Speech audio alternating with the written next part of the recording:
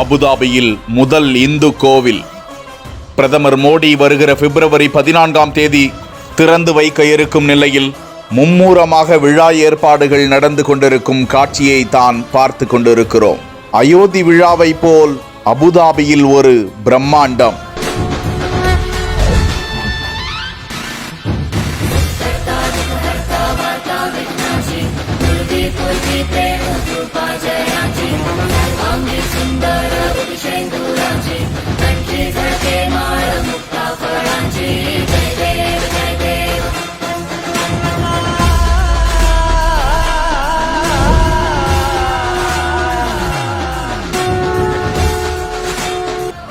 இஸ்லாமிய நாடான அபுதாபியில் பிரம்மாண்ட இந்து கோவிலை பிப்ரவரி 14ஆம் தேதி அன்று பிரதமர் மோடி திறந்து வைக்க இருக்கிறார். ஐக்கிய அரபு அமீரகத்தில் உள்ள அபுதாபியில் முதல் பாரம்பரிய இந்து கோவில் BAPS சுவாமி நாராயணன் சனஸ்தா கோவில் கட்டி முடிக்கப்பட்டு திறப்பு விழாவுக்கு தயாராக கம்பீரமாக நின்று கொண்டிருக்கிறது.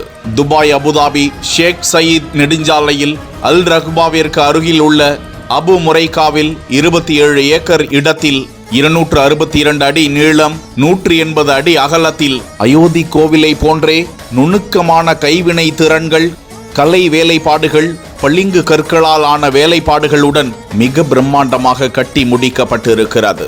அந்த கோவிலின் தூண்களில் ராமாயணம், மகாபாரதம், பகவத்கீதை, சிவபுராணம் ஆகியவற்றின் கதைகளை விவரிக்கும் காட்சிகள் தத்ரூபமாக சிற்பங்களில் செதுக்கி வைக்கப்பட்டுள்ளன.